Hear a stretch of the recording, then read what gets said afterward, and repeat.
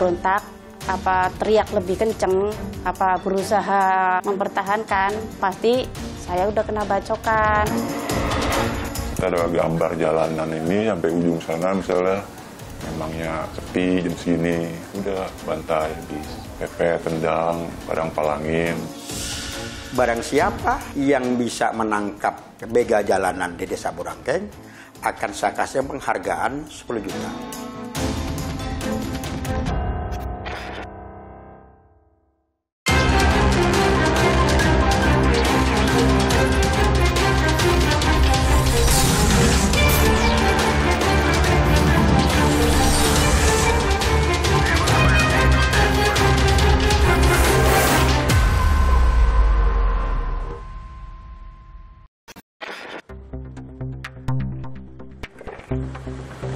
Maraknya pembegalan motor membuat resah warga Bekasi, Jawa Barat. Sampai-sampai seorang kepala desa menggelar sayembara. Barang siapa yang bisa menangkap pelaku begal akan mendapat hadiah 10 juta rupiah.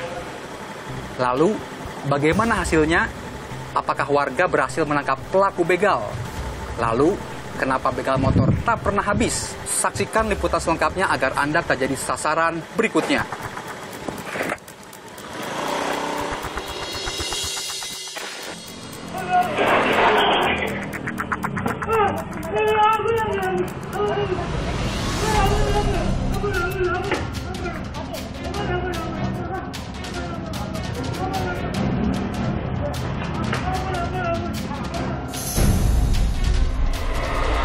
Inilah detik-detik saat kawanan begal perampas motor beraksi di Jalan Raya Desa Burangkeng, Kecamatan Setu, Kabupaten Bekasi, akhir Juni lalu.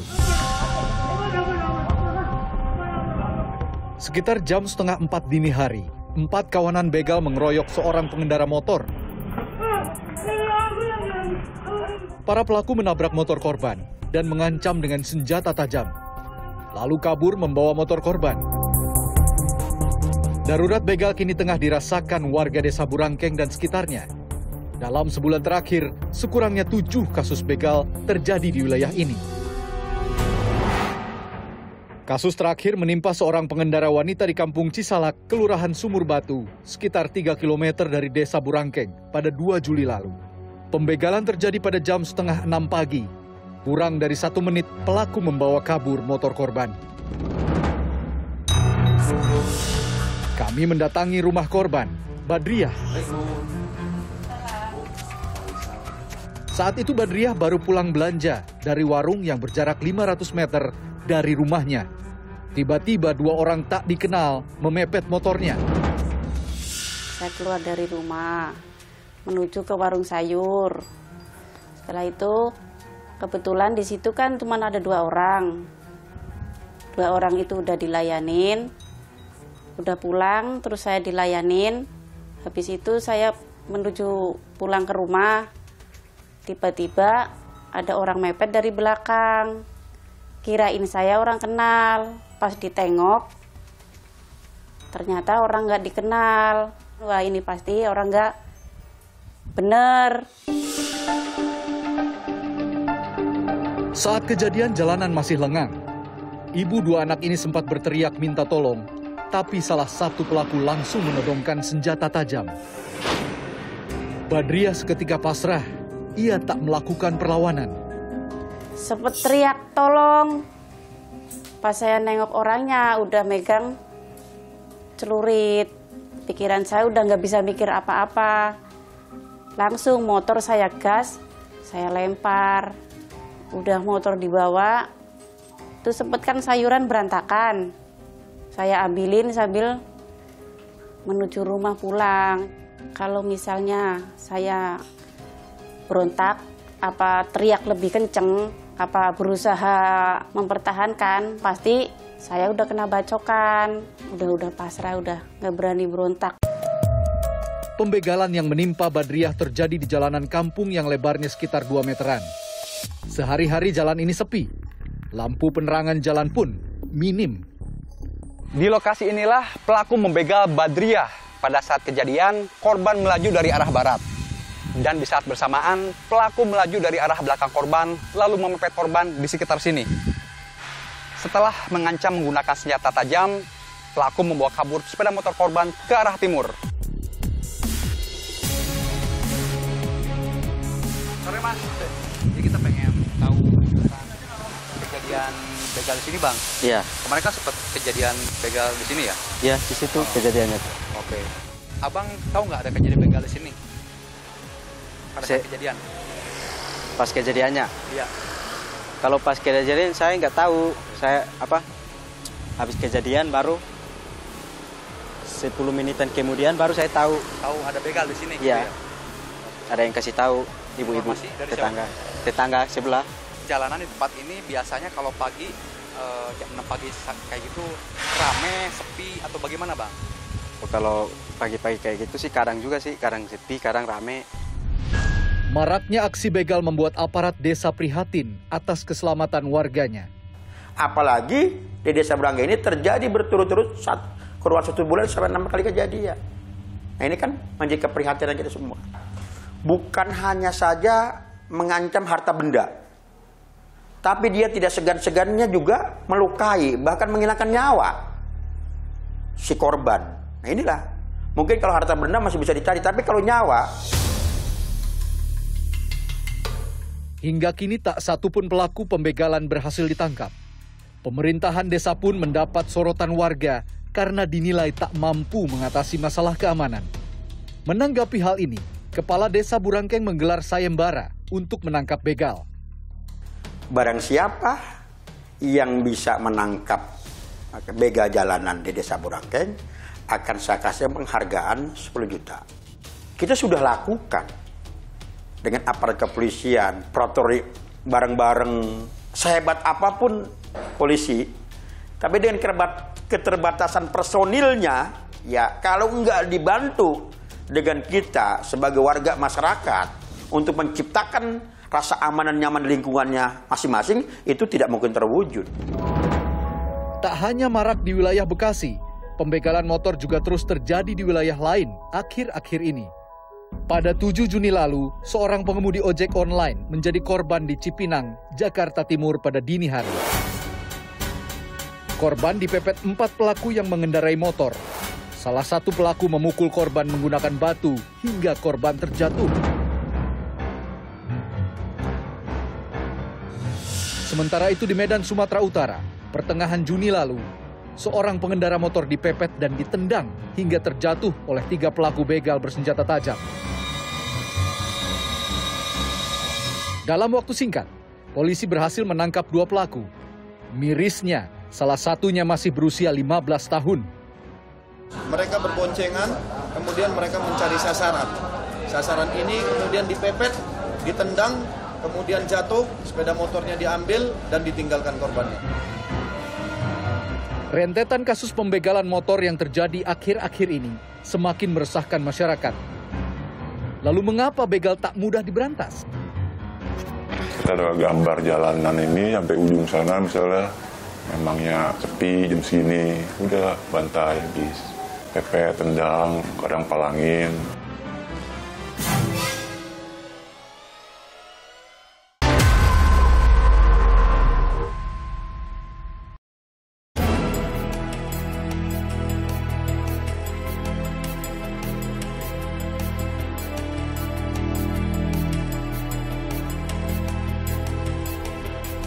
Sangat merasakan sekali. Ya jelas khawatir lah, kalau di kejadian itu seminggu itu masih terasa ketakutannya Pak. Kalau kayak gini terus ya masyarakat kami juga sangat kebingungan. Teror begal membuat warga takut dan resah. Tak ingin terus berada dalam keresahan, sekelompok warga Desa Burangkeng bertekad mengikuti sayembara menangkap begal yang diadakan kepala desa. Jika tertangkap, begal wajib diserahkan pada pihak desa dalam kondisi hidup. Ini merupakan syarat utama sayembara. Nanti apabila tertangkap, dia dalam keadaan selamat. Diserahkan kepada kita, nanti kita serahkan kepada aparat penegak hukum untuk proses lebih lanjut. Jadi kalau 10 juta, tiba-tiba dikembangkan kelompok kita ada 7 orang, kan murah. Dengan uang 10 juta bisa menangkap 7 orang kejahatan, kan gitu. Iwan Jalu dan rekan-rekannya terpanggil ikut sayembara. Bukan hanya karena tergiur hadiah, Iwan mengaku ingin turut serta menjaga keamanan lingkungannya. Untuk begal itu sangat merasakan masyarakat, bahkan merugikan. Bahkan bisa kehilangan nyawa juga, kita kan selain harta, bahkan nyawa juga bisa kehilangan gitu. Makanya sama pelurah itu diadakan sayembara untuk memotivasi masyarakat supaya lebih semangat lagi untuk keliling kampung dan menjaga lingkungan supaya aman. Menangkap begal jalanan itu dikasih hadiah uang tunai 10 juta. Sebetulnya untuk menjaga kondusivitas lingkungan itu sudah kewajiban kami sebagai masyarakat. Malam itu Iwan berpatroli bersama beberapa warga lainnya, berkeliling kampung mulai jam 11 malam hingga jam 4 dini hari. Mereka menyusuri wilayah yang dikenal rawan begal. Ya kita kadang-kadang dari jam 11 malam gitu kan sampai pagi, sampai dengar suara azan subuh lah kan gitu kan. Rawan begal itu kan sekitar jam 4 sampai jam 3 pagi. Kalau untuk itu, titik-titik yang rawan itu ada beberapa titik. Yang pertama di daerah Burangkeng, deket bekas kantor kelurahan. Dan yang kedua, Boktol 41, karena itu kan gelap dan sunyi gitu kan. Sama di area tol Simpang 5. Malam semakin larut, beberapa titik rawan mereka datangi. Tapi tidak ada tanda-tanda adanya begal. Apakah ini salah satu titik rawan begal di Burangkeng? Betul, ini adalah salah satu titik rawan tempat begal. Gitu. Ini yang paling rawan ini di sini. Kalau udah malam ini sini sangat sepi. Ya, warga Burangkeng, bahkan warga dari luar Burangkeng juga kan melalui jalan ini bisa lewat sini gitu kan. Orang berangkat kerja gitu, orang ke pasar gitu. Sepekan berpatroli, Iwan dan kelompoknya belum juga menemukan begal. Meski begitu, mereka tak putus asa dan akan terus berpatroli. Hari ini patroli gitu kan untuk mendapatkan begal atau tidaknya itu belakangan. Yang penting kita bisa menjaga lingkungan. Mungkin dengan adanya kita melakukan kegiatan ini bisa mencegah lah gitu kan. Walaupun tidak dapat begal, kita tetap setiap malam pasti lakukan kegiatan ini untuk mencegah. Inisiatif menggelar sayembara menangkap begal di tengah masyarakat dinilai sebagai cerminan frustrasi terhadap kinerja aparat penegak hukum. Hal ini harus menjadi evaluasi bagi polisi. Pada akhirnya memang ini juga harus menjadi evaluasi bagi penyelenggara negara, utamanya penegak hukum, bahwa ada yang belum maksimal dalam pencegahan kejahatan yang berlangsung. Kita hargai, kita dukung inisiatif masyarakat, partisipasi masyarakat, tapi jangan sampai masuk ke dalam perilaku main hakim sendiri. Kami mencoba meminta tanggapan Polres Metro Bekasi atas fenomena ini. Namun permintaan kami tak diakomodasi dengan alasan sibuk. Pelaku pembegalan kerap ditangkap dan dipenjara. Namun hal ini seakan tak membawa efek jera. PU, mantan begal asal Kabupaten Bekasi yang kami temui baru-baru ini, pernah mendekam di penjara tapi begitu bebas. Ia mengulangi perbuatannya. Pernah kan masuk. Saya kena setahun lah kurang lebih. Karena BB nggak ada kan, BB kita buang. Bersama 5 kawannya, PU biasa mencari mangsa saat jalanan sepi. Antara jam 1 dini hari hingga jam 4 pagi. Mereka beroperasi di wilayah Tambun dan Setu. Jika korbannya melawan, PU tak segan melukainya. Saya bertiga, 3 motor 6 orang. Biasanya keliling di daerah mana gitu. Terus kita ada gambar jalanan ini sampai ujung sana, misalnya memangnya sepi jam segini, udah bantai habis. Pepet, tendang, kadang palangin, turun. PU dan komplotannya mengincar sepeda motor jenis Matic. Selain di pasaran harganya tinggi, motor Matic juga cepat laku. Paling sering dan paling kita anak-anak lah ya, itu harga lumayan, maksudnya masih tinggi lah harganya dia, nggak kayak yang lain kan udah hancur ya, murah harganya. Karbu aja kalau kosong masih laku 4,3, kita 3,5 itu kosong. Surat-surat. Kadang kalau kita lagi hoki ya di joknya ada surat-surat, ada handphone. PU menjual motor hasil begal pada seorang penampung di wilayah Bekasi Utara. Ia tak pernah mengetahui kemana motor-motor tersebut selanjutnya dikirim. Kalau ngebuangnya sih nggak ribet-ribet bang, kadang juga kita kirim gambarnya aja dari yang jemput. Masih dari daerah Bekasi juga. Tapi kalau memang nggak ada yang jemput, misalnya payah gitu, barangnya payah, ya mau kita anterin ke sana. Datanya dipretelin tadi sana. Yang cakep-cakep malah dijemput sama dia. Beberapa faktor menyebabkan kasus pembegalan sepeda motor terus terjadi. Minimnya patroli keamanan, ditambah minimnya lampu penerangan jalan, membuat begal leluasa menjalankan aksinya. Infrastruktur di lingkungan kita terkadang itu menjadikan pelaku kejahatan kondusif dan efektif dalam melakukan aksinya.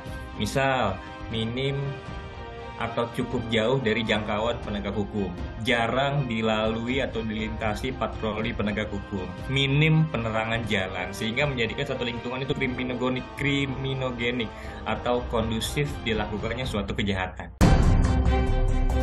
Lantas, apa yang harus dilakukan saat bertemu begal? Dan ketika melakukan self defense itu mungkin saja dia melukai orang lain, membuat tindak pidana. Itu boleh aja.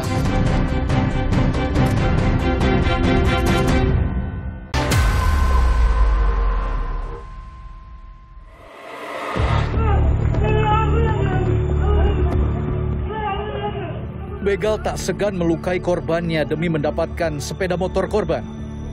Korban pembegalan pun biasanya tak melakukan perlawanan demi keselamatannya.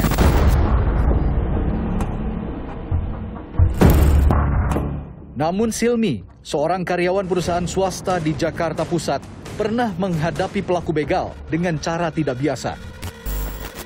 Saat itu sekitar jam 2 dini hari, Silmi pulang kerja mengendarai motornya. Saat melintasi Jalan Dan Mogot, Jakarta Barat, 4 pelaku begal tiba-tiba memepetnya. Satu temennya itu langsung motong gunting motor gue di depan. Ya karena memang gue udah waspada dari awal dan kebetulan di jok motor gue udah ada cutter gitu ya, bekas kebutuhan syuting dan segala macam. Akhirnya gue buka kuncinya gue lempar, langsung gue ambil jok motor gue, ambil cutter. Menyadari bahwa komplotan begal yang ingin mengambil motornya masih berusia remaja, Silmi menggeretak untuk menyiutkan nyali para pelaku. Kalah nyali, keempat begal itu pun pergi meninggalkan lokasi. Gue lihat, ini anak muda nih, gitu lah. Ya anak-anak remaja lah, umur SMA, lulusan SMA gitu. Itu terus gue pikir, wah kayaknya ini anak-anak muda, ini kalah gertakan doang nih di jalan mah. Nah gue udah, dia teriak, gue teriak. Ya udah, gue bilang, karena dia udah ngelihat gue bawa cutter juga, gue bilang ya udah ganti-gantian aja. Gue tunggu depan lo. Dia langsung sama teman naik motor, gue putar balik.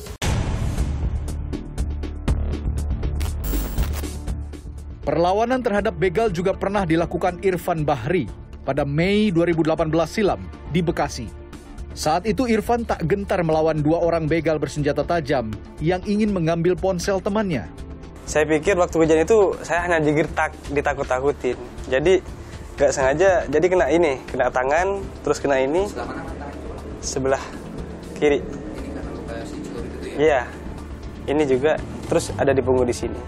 Itu kena karena waktu dia ngebacok saya takis, pas jatuhnya itu jadi turun ke tangan gitu. Nah iya, jadi udah itu saya kaget, yang awalnya saya kira ngegertak, jadi saya kaget, saya refleks, saya takis tangannya, saya pelintir, saya ambil balik sajamnya, terus saya serang balik gitu. Salah satu begal terluka dan dibawa ke rumah sakit oleh rekannya. Namun nyawanya tak tertolong. Irfan sempat ditetapkan sebagai tersangka pembunuhan. Tak lama kemudian, ia dibebaskan dari tuntutan. Irfan meyakini ia memang tak bersalah. Menurut saya, kalau kita keadaan dibegal orang atau nggak dirampok atau dimalingin, yang jadi masalah dalam hukum itu kalau kita bawa sajam. Nah, yang jadi masalah dalam hukum itu sajamnya. Kita bawa sajam, perampoknya bawa sajam, nah itu yang jadi pasal, kena hukum itu. Kalau kita nggak bawa sajam, bela diri, apalagi kita mengambil alih sajamnya begalnya atau perampoknya, insya Allah kita nggak salah, karena kita termasuk bela paksa, bela diri gitu. Pakar Hukum Pidana Universitas Indonesia menilai, seseorang yang melakukan tindak pidana untuk membela diri karena terancam dan tidak memiliki niat jahat, tidak dihukum. Kalau di Indonesia itu ada di KUHP pasal 49. Dia bisa self-defense ya, namanya pembelaan terpaksa. Dan ketika melakukan self defense itu mungkin saja dia melukai orang lain, membuat tindak pidana. Itu boleh aja, ya, asal ada kondisi-kondisi tadi. Yang pertama, dia terancam. Yang kedua, dia melakukan itu tidak ada niatnya selain dia memproteksi dirinya atau harta bendanya. Namun masyarakat sebaiknya jangan meniru cara yang dilakukan Silmi dan Irfan. Jika berhadapan dengan begal bersenjata, jangan melawan dan jangan berspekulasi. Keselamatan diri adalah yang utama. Harta masih bisa diganti. Saya sangat tidak menyarankan masyarakat untuk melawan karena lagi-lagi kita tidak tahu ya. Memang ya Mas, ya, beberapa pelaku kejahatan itu tidak betul-betul ingin melukai korban. Dia hanya ingin menggertak supaya kita menyerahkan barang yang kita punya ya. Tapi ya kita nggak tahu ya, namanya faktor-faktor impulsiveness di lapangan, spontanitas, tiba-tiba melukai atau menyebabkan kita punya kerugian fisik yang lebih besar, kita nggak pernah tahu. Jalanan sepi jadi tempat incaran para pembegal. Namun aksi mereka bisa dicegah. Di antaranya dengan menambah lampu penerangan jalan dan memperbanyak kamera pengintai. Pertama yang harus ada itu adalah penerangan jalan di banyak titik, di banyak tempat. Wilayah-wilayah yang gelap, CCTV itu dilengkapi dengan pamflet, dengan satu pengumuman bahwa misalnya area ini diawasi oleh kamera keamanan. Harapannya itu bisa mengurungkan niatnya untuk melakukan kejahatan itu dulu. Selain itu, agar teror begal dan kejahatan lainnya tidak menghantui masyarakat, kehadiran aparat penegak hukum mutlak diperlukan. Harus ditambahkan juga dengan kegiatan patroli kepolisian yang aktif. Kehadiran aparat penegak hukum secara fisik juga akan menggetarkan calon pelaku yang ingin melakukan aksinya.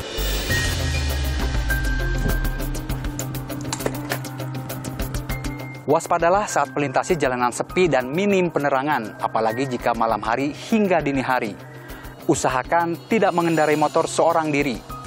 Bagi pihak berwenang, perbanyak lampu penerangan jalan dan pemasangan CCTV di tempat rawan, serta tingkatkan patroli untuk menekan begal. Kenali modus kejahatan yang dekat dengan keseharian Anda agar tak jadi sasaran berikutnya.